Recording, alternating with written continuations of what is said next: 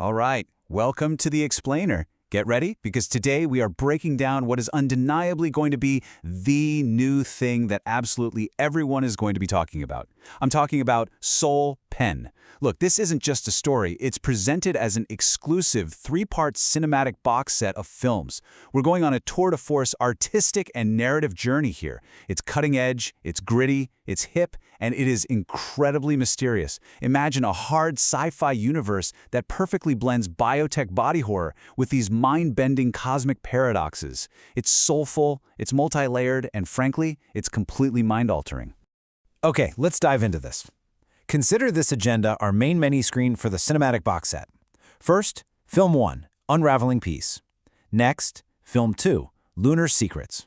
Then we'll take a quick detour into the hard sci-fi mechanics, before wrapping it all up with Film 3, Martian War.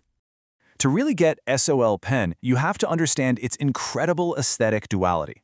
It's a tale of two worlds. At one end of the spectrum, it's super luxurious and moneyed. We literally start out in this world of warm, caramel tones, experiencing the peaceful ranch life of a brilliantly wealthy retired cybersecurity crypto prodigy.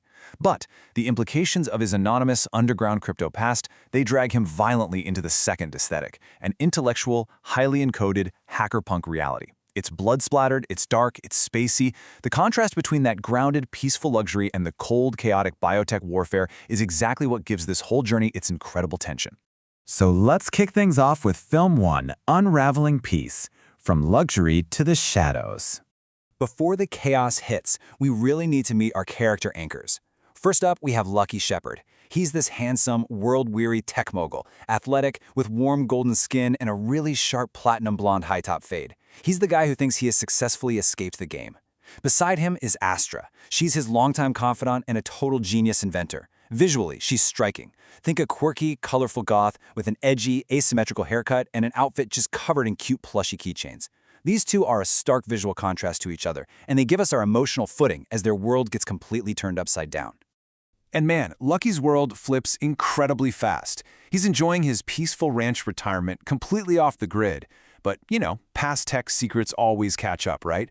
A ruthless CIA agent named Thompson shows up and blackmails him into a highly dangerous retrieval mission. This forces Lucky undercover into the Tokyo Shadow Syndicate as a fake investor. From there, the deal goes entirely south, plunging them into a massive three-way firefight in an abandoned airfield in Afghanistan. And right at the climax of that battle, they are abducted by a UFO known as the Discord. The sheer cinematic impact of this turning point really cannot be overstated. Just picture it.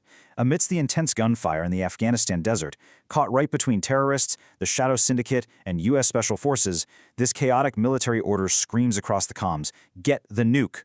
It is the ultimate bait, the trap that forces all the players into one spot. This is the exact moment Lucky realizes he is entirely out of his depth. It marks the absolute point of no return for our heroes. Now, what's really interesting here is what happens next. As lasers from the Discord UFO vaporize the battlefield, and this massive energy field scoops them up, along with that mini-nuke, Astra doesn't panic. Notice her chillingly calm realization, we've been here before.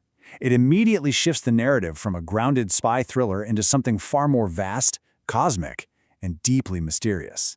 Which brings us to Film 2, Lunar Secrets, Biotech and Blood. Inside the vast, hidden lunar city of Lunaria, Lucky meets a masked figure named Sol, and Sol introduces him to the series' namesake, the SolPen. Now, this isn't just some neat sci-fi gadget, it's an incredibly advanced 3D digital printer that literally interfaces with Lucky's own biosoftware. But here's the terrifying catch. It requires a red mass to function. It uses literal cloned souls as power to create complex objects and bend reality itself. Lucky has to master this mind-altering device if he wants to survive what's coming.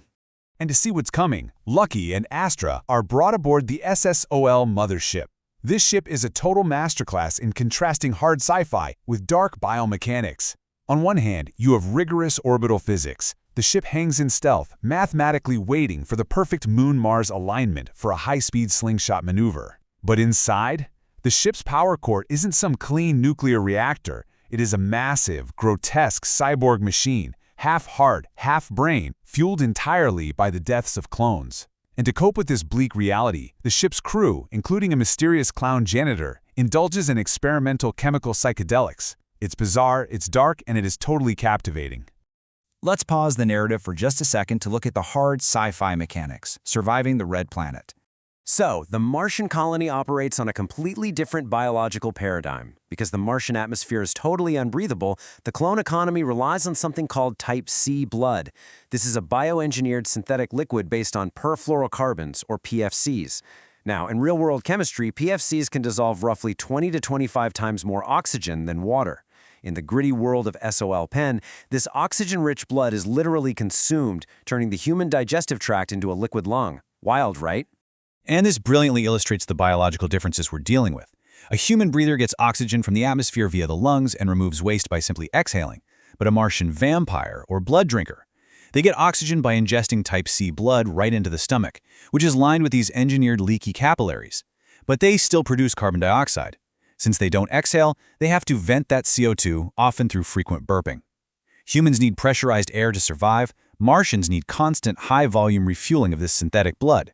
It takes this absurd vampiric concept and grounds it in incredibly detailed, gritty chemistry. The math behind this metabolic demand is just staggering, and it actually explains the entire Martian economy. A human at rest uses about 1/4 of a liter of pure oxygen a minute. To get that same oxygen from liquid blood, a Martian at rest has to cycle 1.25 liters of blood every single minute, and in combat, that spikes to 6 liters per minute. This means these Martian fighters either need massive external reservoirs plugged into their suits, or they need to constantly feed with high-octane fuel injections just to keep their bodies functioning. This turns the classic vampire trope into a hard sci-fi nightmare. The hunger cycle isn't just a craving for food, it is literal suffocation. Step 1.